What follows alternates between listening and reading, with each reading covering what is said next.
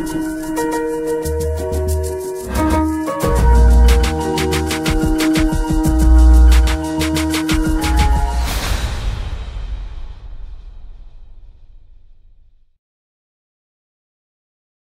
everybody. I'm Michael Tabman. Welcome to Crimes and Times. Tonight, we were going to have on a guest and discuss cyberbullying. But with all the breaking news, we switched things up a bit to discuss what is current in Crimes and Times. And we want to discuss a couple of issues tonight. We'll bring back our guest another time. First of all, last week when the Florida shooting occurred, we couldn't go on the air live. I was busy with media requests to discuss the shooting. And I appreciate the chance to express my opinions based on my experience. But we also didn't have the chance to express our condolences from all of us here at Crimes and Times to the families of the survivors and wishing a very healthy recovery to those who were hurt, both physically and emotionally. I'm sure it's going to be a very long haul, especially emotionally. And you've seen a lot in the news lately about what the survivors are going through and their thoughts. So let's start from after the shooting occurred and what we saw in the news and in social media, because some of that was kind of disturbing. First, I would take the position that let's not ever, irrespective of our beliefs on gun control, demonize those who enjoy guns for a good, healthy reason. Hunting, sport, collection. There's plenty of reasons why someone could enjoy their guns and use them in a proper way, in a socially acceptable way. The fact that they like having guns doesn't mean that they are supporting mass shootings. They don't believe in everyone's safety. Quite the contrary. Those who are involved in mass shootings are a very, very small percentage of the population, and they don't represent anyone. They don't represent people who like having their guns, like shooting or hunting, or they certainly don't represent anyone else on the other side. So let's not box everyone into a corner. On the same side, I was also offended by some of the social media postings I saw that said, oh, there goes those liberals, those lefties, those libtards already talking about gun control. Now is not the time. Well, if that wasn't the time, I don't know when the time was, especially when you saw the families of the victims, the survivors coming out right away and saying, let's talk about gun control. That is the time, and there's nothing wrong with that. It is an issue that has long been avoided. The only reason not to talk about it is to just hope it goes away, which it does, unfortunately, because even a shooting such as Sandy Hook, which I thought would change the dialogue, make it inescapable to discuss gun control, that didn't even work.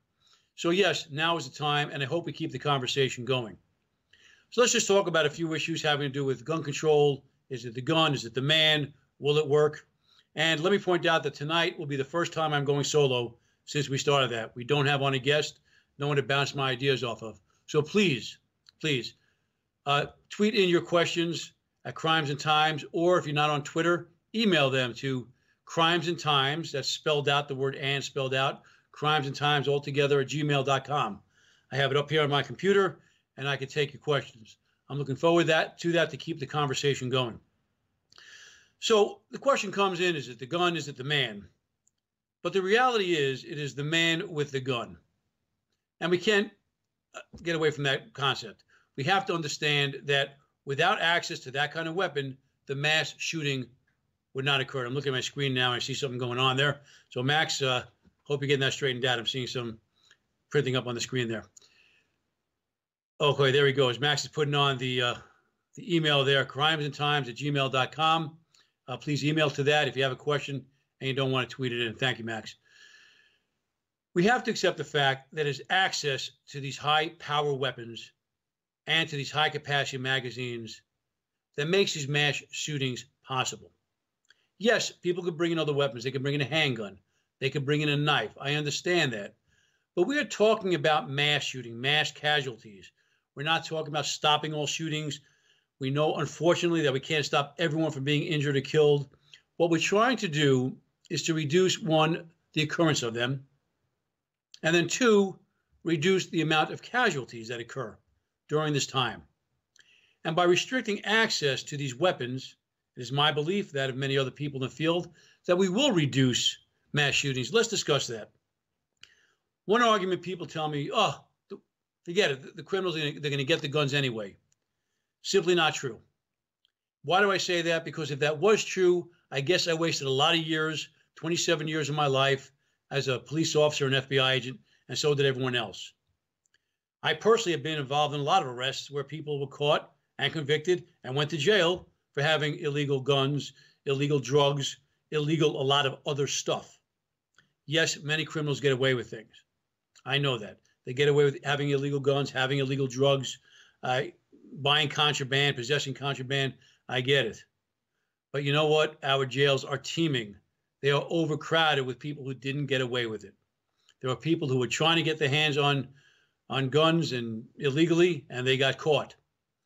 One of the cases I think about often, one of my cases going back, is when we, being my partner and I, and our team of FBI agents and NYPD detectives, seized 90 kilos of cocaine and a number of weapons, automatic weapons and explosives, and a fugitive, and a couple of really, really bad guys.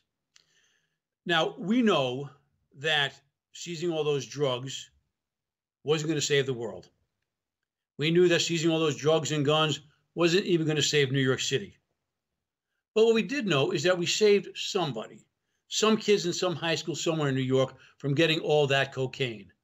We stopped whatever amount of violence was going to occur from the trafficking of that cocaine, and we stopped whatever violence was going to be taken out with those weapons and explosives that we seized. They were meant for somebody somewhere.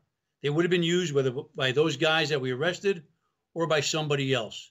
So yes, every obstacle we put up, every law we put up that we can enforce will slow down. It will frustrate.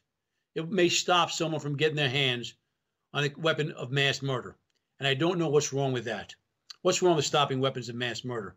I see we already have questions coming in, and we'll take a look. Someone's saying, why can't we even discuss guns? We should be able to discuss guns. The problem I'm saying is every side runs into their corner, gets in defensiveness, and starts shooting at each other. Poor choice of words. I'm sorry. But, blaming each other, pointing the finger. Again, we shouldn't demonize people or accuse them of bad motives, but we should speak honestly. So let's continue to keep speaking honestly. Okay? Why we can't just have a little... Okay, let's get to that question there. Why can't we talk about guns and the NRA's response?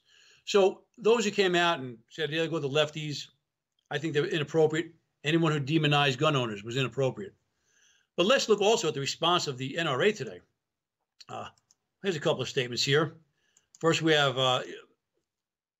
the NRA chief, Wayne LaPierre, accused everybody on the left, every Democrat, everyone who believes in gun control, blamed everybody but the gun. And we don't blame an inanimate object. I want to talk about that also. But he blamed everybody else other than the fact there was access to a weapon. And then this statement by the spokesman: crying white mothers are ratings goal for the media, and suggesting that the media enjoyed covering these stories. Not that they enjoyed the shooting, but they enjoyed covering the stories. Disgraceful. Whatever side of the argument you are on, you should not accept that kind of verbiage from anybody. That is disgraceful. I cover these stories. I don't enjoy it. All right, any sense of it, I wish I never did. I responded to a mass shooting as a special agent in charge up in Red Lake more than 10, 15 years ago. And you've heard me speak about that before. It was the toughest thing I've ever done, speaking with those families. And as I said, I still get chills through my body every time I discuss that. So let's take away that kind of nasty discourse. It has no place in argument and debate. So we're going back to the argument, won't they always get guns? The answer is no. I base it on my experience and my expertise that we do stop it. And everything I did was just a microcosm of the law enforcement effort out there. All the hundreds of thousands, 700,000 law enforcement officers out there enforcing the law every day. Every obstacle you put up may help stop a shooting. So the argument that everyone's going to get it, simply not true. So then we talk about, should we arm school teachers? There's been a lot of resistance to that. My wife is a school teacher. I always say if you're going to arm her, you better give her 2 weapons, because if you give her one, she's going to fall over to the side. My wife, other teachers I've met through her, just through mingling, what I've seen on the media, most teachers do not want to be armed. Not because they don't want to protect their students or themselves. On the contrary, we have seen heroics from teachers protecting their children. But that is an awesome responsibility, having to maintain a weapon, having to hold it safely while you're working with children, Why are you going about your business? Even we as law enforcement officers had to be careful about how we handle our weapons, doing things during the day. All it will take is one child overpowering a teacher, as someone could easily do to my wife, easily overpower her, or a teacher leaving us somewhere, mishandling it, not out of negligence, just because it's not what they do. They are busy teaching. Their mindset is on helping young kids, not on having to save lives in the shootout. And there's nothing wrong with that. That's what we want from those teachers, that mindset.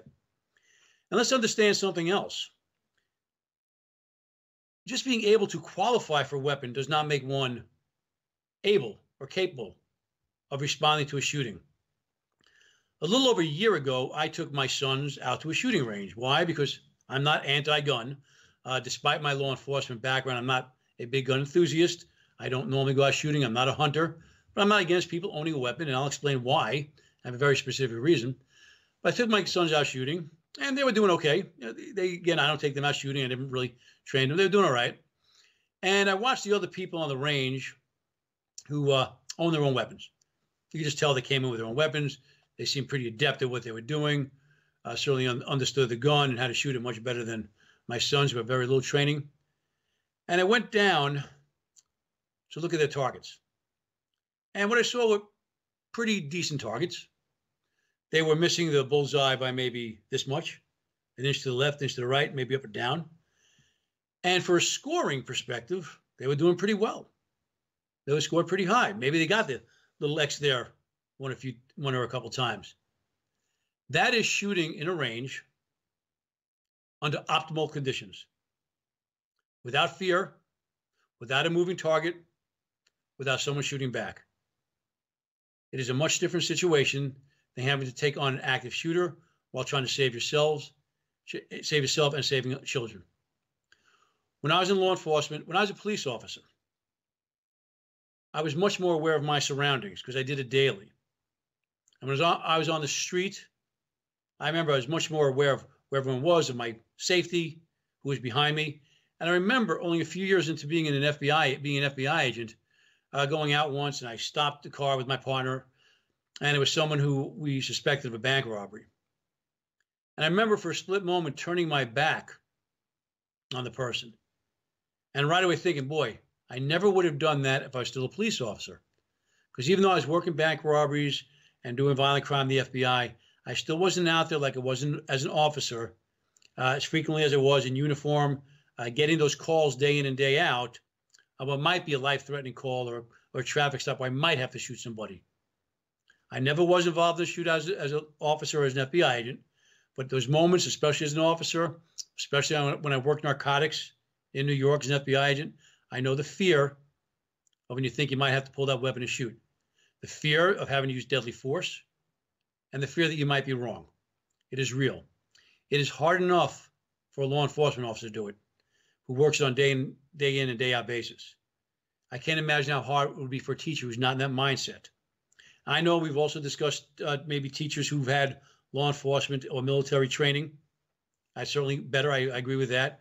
But again, we get down to the issue. What is their primary function? Are they there as a teacher or are they there as a law enforcement officer? What happens when there's a shooting? Are they going to abandon those kids and leave them on their own and run to the shooter? How is that going to work? So mechanically, there's a lot of issues. Getting into the armed guards, I'm not against it. I don't think there's anything wrong with having armed guards who've been trained, retired law enforcement, retired military. But again, we have to get to the logistics of it. Again, we talk about money. We had some of the teachers on the news saying they don't have money for their own supplies. Teachers have to buy their own supplies. I've seen my wife do it. They don't have the resources here in my state where money's been cut from education, and we're still struggling. So they have to be paid for, and they have to continue on. Also, the expectations. How are they going to be armed? Will they have just a sidearms? Will they walk around with an assault-style rifle strapped to their shoulder? If someone is planning to shoot their way into the school, will they just shoot them first, pull up in a car, and shoot them?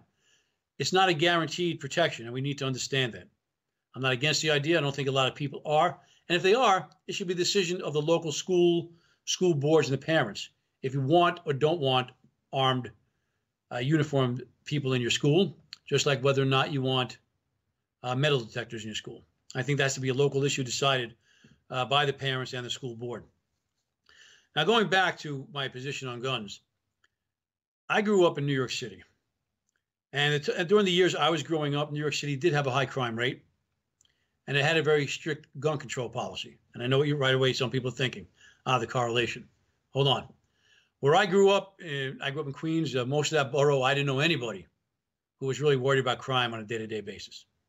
There are pockets of the city that did have a high crime rate. Where I did, we never grew up worrying about it, and nobody owned a gun except one family who happened to be sports shooters. But no one owned a gun. So naturally, I grew up with the belief no one needs to have a weapon. Then I became a police officer, and I remember getting those calls. There's someone in my house, and we'd respond with a 2 to 3 minute response time. On paper, for police statistics, pretty good response time. But when you're the person in the house waiting for the police, that's a very long response time. And I remember thinking, maybe it's a good idea to allow people to have guns in their house if they so choose to protect themselves. So I'm not against that concept, but we're talking about automatic weapons. Let me just go into some more questions here. Okay, even if we could magically take away guns from the criminal, what stops them from running kids over while they stand outside waiting for school? Well, again, that goes back to the question we're talking about. We can't stop every occurrence. We can't stop all killings. And we can't predict for everything. Right now, we're talking about just stopping mass shootings. If that becomes a problem, one, we'd have to maybe start talking about Jersey barricades, the concrete barricades. Every threat will have its own additional security resolution. And maybe we're talking to the point where we're going to just make everything a hard target, just live in fortresses day in and day out. Maybe that's what it takes. But again, we're talking now just about minimizing mass shootings. All these other possibilities certainly can occur. All right. Okay, we need people with combat experience. I agree with that. We certainly need people who know what they're doing. But again, we have the issues as we just discussed, whether people want that and whether people are going to pay for it. And remember, these school shootings, even though they are happening frequently, they are still rare when you think about the hundreds and thousands and millions of kids that go to school anywhere from K all the way through college every day. How often these occur? They're still a rare occurrence. And whether people are going to say, why do we have these guards here? Nothing ever happens. It's been years and years. And, our attention span goes away quickly. It's very short. So it's all a matter of practicality. But I don't think anyone really could argue with having armed guards that are properly trained out there. I'm not. I don't think other people are. Just a matter of practicality. Questions are still coming in, and I'm reading them as I go along. So now we get to the question of how do we restrict the access? One, I've discussed. Will everyone get them? No, they will not. Two, we have the issue, can we restrict access? Yes, we can make laws that make it more difficult. And as far as I said, as far as I think, every time we put up an obstacle, that gives us another chance to intervene. So no, they will not all get it. So people say, what about mental health issues? Well, mental health issues certainly are a concern, and they should be part of the program. There is no one solution to these mass shootings. However, again, we need to put this in perspective. We have had on experts on my show, and I've spoken to experts in the field. I'm not an expert in the field of mental health. And we've discussed, what about these mass shooters? We've seen them before. We've seen them recently, Las Vegas. And these experts have told us that even if they had given therapy or met with these individuals weeks before, days before, it is highly unlikely that these shooters would have been diagnosed with something definitive that would have called for involuntary commitment. There's a high bar for that, and there should be. And highly unlikely they would have predicted the shooting. And even if they had said, I think this person is going to one day commit a shooting, they cannot, with any high degree of accuracy or assuredness, say when that was going to happen. We know sometimes these thoughts go on their minds for years.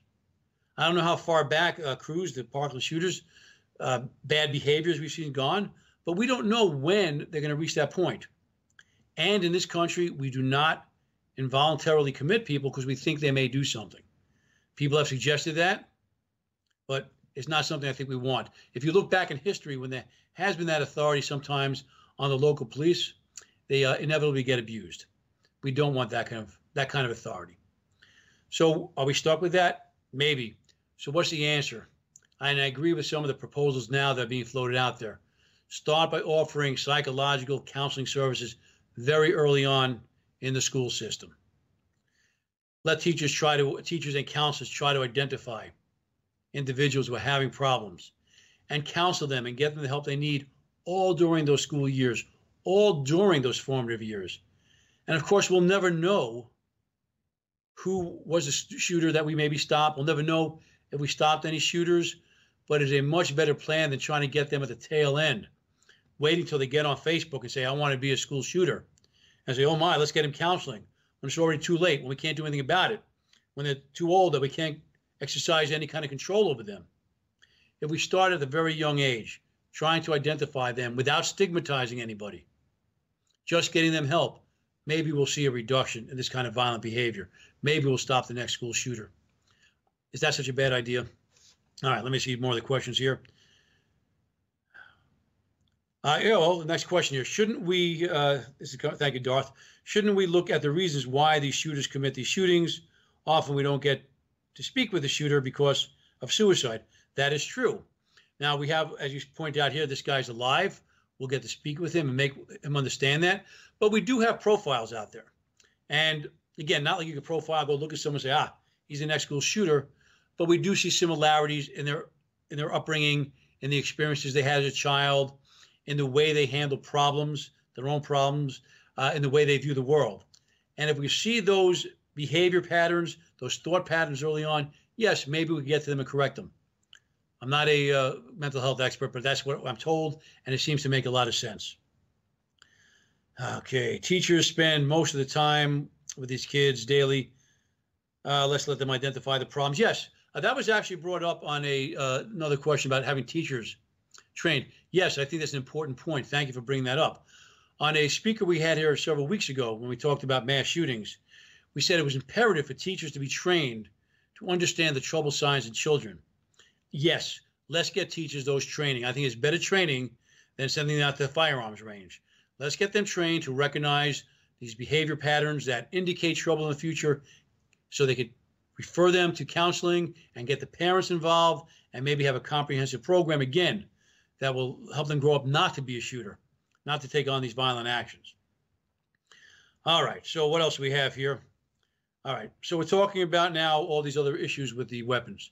So the next question that comes around is, hey, I have a constitutional right to all weapons, including the AR-15s and these type of assault weapons. Well, maybe you do and maybe you don't. So let's go to the Constitution. I just happen to have one right here. All right, let's talk about that. Okay, Article 3 of the Constitution, excuse me, I have to read here, put a little light on. Article 3 of the Constitution says, the judicial power of the United States shall be vested in one Supreme Court. So the Supreme Court is defined by the Constitution. If you believe in the Constitution, then you believe in the Supreme Court. It then goes on to say that the judicial power of the Supreme Court, they're talking about the Supreme Court, the judicial power shall extend to all cases in law and equity arising under this Constitution. So what does that tell us? That tells us that any decision about constitutionality, about the Second Amendment, that the Supreme Court is the final arbiter of how that's interpreted. The Supreme Court, per our Constitution. So let's see, what did the Supreme Court rule on this? Has there been a ruling about whether or not we're all entitled to any weapon we want? Does the Second Amendment guarantee us the right to get any weapon we want? And if we being the people, the government, put restrictions on there, are we violating your Second Amendment rights? Many of you have probably heard, excuse me, reaching to the side, I'm looking at my paperwork here. Many of you have heard about the Heller case. I think it was 2008, I may be wrong, but the Heller case out of D.C., where there was supposed to be a ban. The local government wanted to create a ban on all handguns in all homes, a very widespread ban. Supreme Court said no. The Second Amendment doesn't allow the government just to strictly ban everything completely. That was a violation of the Second Amendment. But it went on. There was more of a decision there. And that came from the late Justice Anthony Scalia, a conservative, who always recognized Second Amendment rights, who, one, addressed the meaning of a well-regulated militia. And let's not forget, when we talk about the Second Amendment, the term well-regulated militia is in there. We can't just ignore that. We could argue about what it meant, but we can't just say it doesn't mean anything, because it is in there for a reason. And we have to leave that to the scholars, though we all tend to interpret it in the way we want for our own argument. So we addressed that well-regulated militia and said it does not apply in this case, in this day and age, under these circumstances. He addressed that. Next, Judge Anthony Scalia said, like most rights, the right secured by the Second Amendment is not unlimited.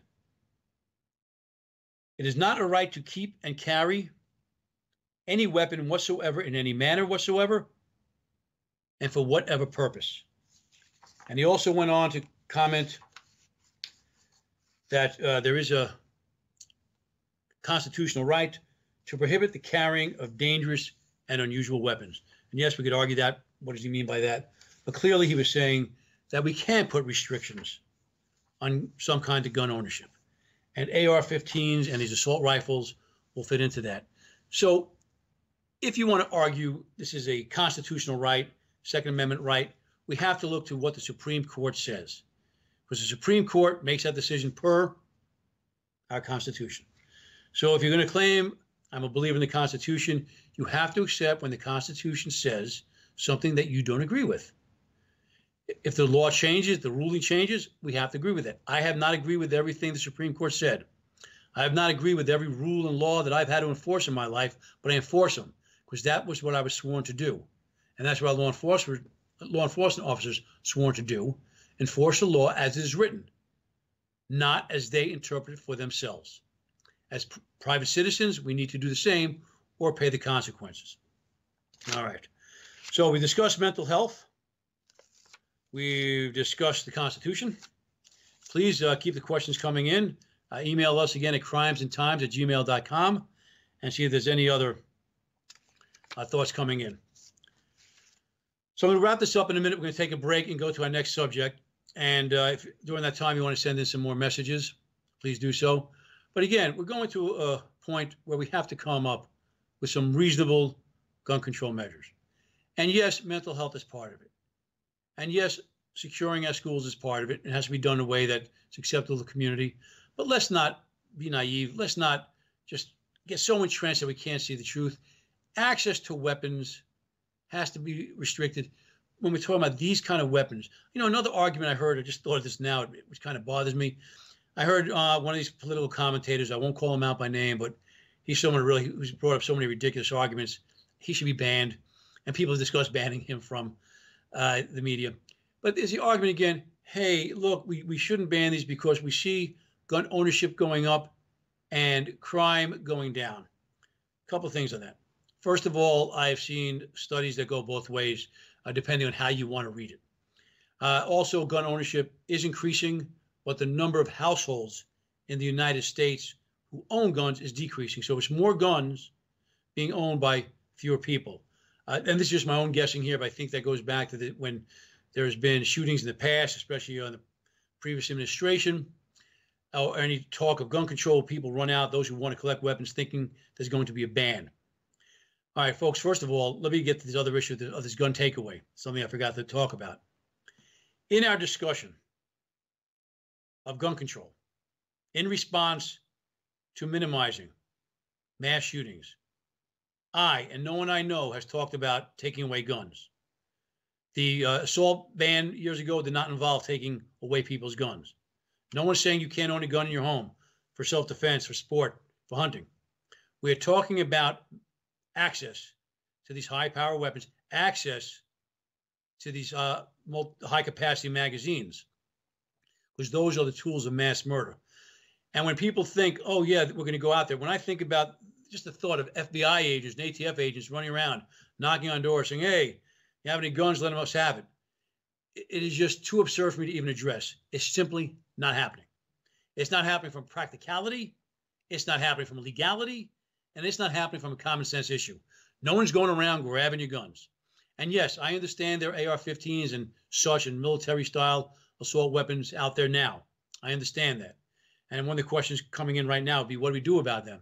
That has to be addressed. That is something, a problem that would need to be resolved, whether it's through offering buybacks, whether it's grandfathering them and giving people a chance to maybe register them or account for them, somehow making sure that they're secured. And I'm not even against having AR-15 secured in firearm ranges. Underqualified people who have the security and let people shoot them on the range. I'm not against that, but I don't want them out there in the public. All right, so we talked about that. So no one's talking about taking away your guns. All right, let's understand that. So we're also going back to the crime issue. I jumped around there a bit because the thought came to my head. I don't have someone to bounce off my ideas from here tonight. When we're talking about minimizing access, restricting access to these weapons, we're talking about just these weapons. And we are not talking about crime control. Please, when you mix up that argument, it tells me you don't have an argument because you just bring in something irrelevant. Crime statistics could be anywhere from burglary to grand theft auto. Nothing to do with mass shootings. We're not talking about trying to reduce crime rates through minimizing access to these high-capacity weapons. Right? We're talking only about minimizing mass shootings. And yes, I think we should minimize high-capacity magazines. And I'm also for restricting the amount of ammunition someone could stockpile. And true story, I remember going out with a friend of mine, a retired law enforcement officer. Actually, it was recently, and I was just out with him shopping. He was just shopping, getting ready to go hunting. And it was after a different mass shooting, not the most recent one. And he said, how did this guy not get picked up by the FBI? How did he slip under the radar and amass all these weapons and ammunition? And while he's saying that to me, and I'm not exaggerating, he's taking all these boxes of ammunition off the shelf and just loading them up one by one on the counter. And I said, but look, no one's asking you to account for all this ammunition. He said, yeah, but I'm a good guy. I'm not going to do anything bad with it. I said, but who knows that? How do we know that? And if something should happen to you, who could have seen this coming? We have to understand that, yes, we're good guys, but all the other bad guys blend in there with us. And no one's going to notice someone buying bunches of ammunition or high-capacity magazines and recognize them as the next shooter versus the next guy or gal who's in there who's a legitimate hunter or sports person who's getting it for legitimate reasons. So, yes, I believe that we do have the right to minimize access to all that ammunition and those high-capacity magazines. Again, no one's taking away your right to have fun with weapons. No one's taking away your right to collect them, to shoot them, to go hunting, to have them for self-defense.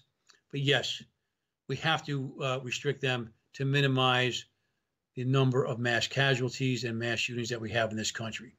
What is wrong with that? And even if you feel like you are giving up some of your rights, so what? We all have to give up our rights now and then. They're not unlimited. We don't live in a vacuum. We're trying to live as a civil society. Sometimes we just have to give up a little to do what's in the best name of society, the best interest of society. All right, we're going to take a break now. Max, if you could just give us a break, we'll come back with a new topic. But if there's any questions that come in during the break, I'll address those as well. See you in about 2 minutes. Let me just get a little water down my throat and clear out. I'll be back with you.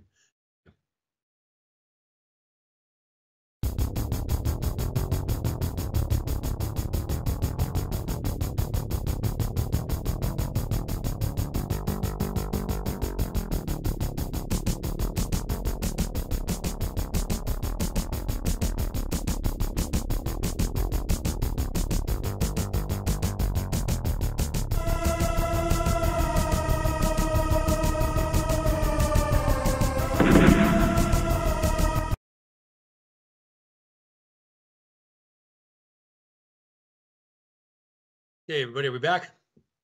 Max, give me the thumbs up. We're back. All right, everybody. All right, thank you. And let's move on to a new topic today. You see there in the corner of the screen when we went on today, some very troubling news. The governor of Missouri was indicted for invasion of privacy. I'm just going to pull out the article here. And it had to do with a girlfriend of his, an affair he was having while he was married. And I passed no judgment on that. That's not my business. That is between him and his wife, and I guess his constituents as well, how they feel about it. But what was more disturbing was that apparently he took pictures of her while she was naked and then threatened her to expose those pictures on social media if she was to talk about the affair. So I want to see just what crime was committed, first of all, and what we think we should do about that. So in this case, we had a crime. I'm getting some question in here. Someone's asking, is this the same as revenge porn? And we'll get to that. So in this case here, on the Missouri statutes, it says a person commits the offense of invasion of privacy if he photographs, films, videotapes, produces, or otherwise creates an image of another person without the person's consent while the person is in a state of full or partial nudity and is in a place where one would have a reasonable expectation of privacy, or photographs, films, videotapes a person under or through the clothing worn by another person for the purpose of viewing a body, and so on and so forth. I think we get the idea. It's just interesting. Sometimes, laws lag behind us. That's because of changing technology. There was a time we didn't think we were going to have phones that could upskirt or peek in locker rooms or just do the kind of things that people do and abuse the technology and invade people's privacy. And we're just, sometimes behind. In this case, we have laws. We've caught up to them, I think, for the most part, but we still have a little more to go, which has to do with revenge porn. So here, this would indicate if he's been indicted, and yes, I know what you're going to say, he has not been tried, he's not been found guilty. I get it. I'm not saying he is, but we're just looking at the accusations that are troubling. I understand that. But you and I talking here, we're not trying anybody. We're not finding him guilty. We're just talking about the situation. So here, from what I had read, is that she was tied up and blindfolded. And the impression I got that part was consent. Okay, and what they do in closed doors, not my business. Two consenting adults, that's fine. And then he took pictures of her, and apparently from this statute would indicate that those pictures were not taken with her consent.